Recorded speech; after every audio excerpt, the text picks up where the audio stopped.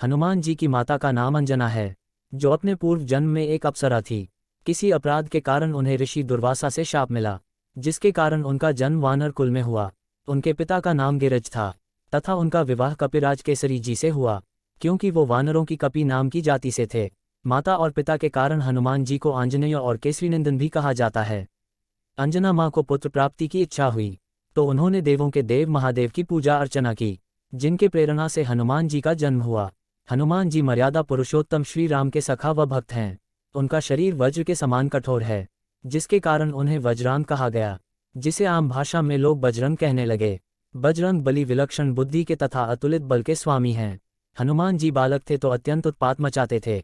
एक बार बालक हनुमान भूख से व्याकुल होने पर सूर्य को फल समझकर निगल लिए थे, तो इंद्रदेव सूर्य को आज़ाद कराने के लिए बालक हनुमान पर वज्र से प्रहार कर दिए, जिससे सूर्य देव आज़ाद हो गए, परंतु हनुमान जी मूर्छित होकर जमीन पर गिर पड़े।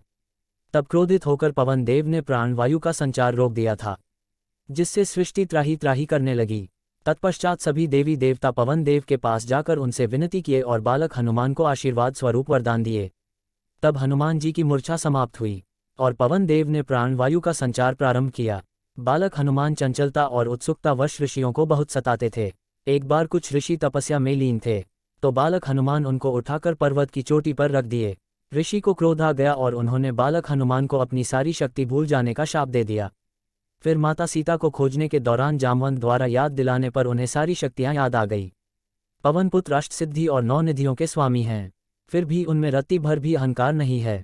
यमराज को अहंकार हो गया था कि भगवान शिव के बाद उनकी शक्ति का कोई मुकाबला नहीं कर सकता। एक बार दशानन रावण ने यमराज को रुद्र मंत्र की बेड़ियों से बांध दिया था और बिना आज्ञा के लंका में आने वालों को लात मारने का आदेश दिया था। हनुमान जी को लंका में जाते ही यमराज ने उनके पीठ पर लात मारी और घमंड से बोला कि मुझे रुद्र मंत्र से बांधा गया है, इसलिए मैं विवश हूँ, इसके अलावा मुझे कोई नहीं रोक सकता। इस पर हनुमान जी आगे बढ़े और एक झटके में ही बेड़ियों को तोड़ दिए। ये देखकर यमराज का घमंड उतर गया और यमराज ने हाथ जोड़ ली।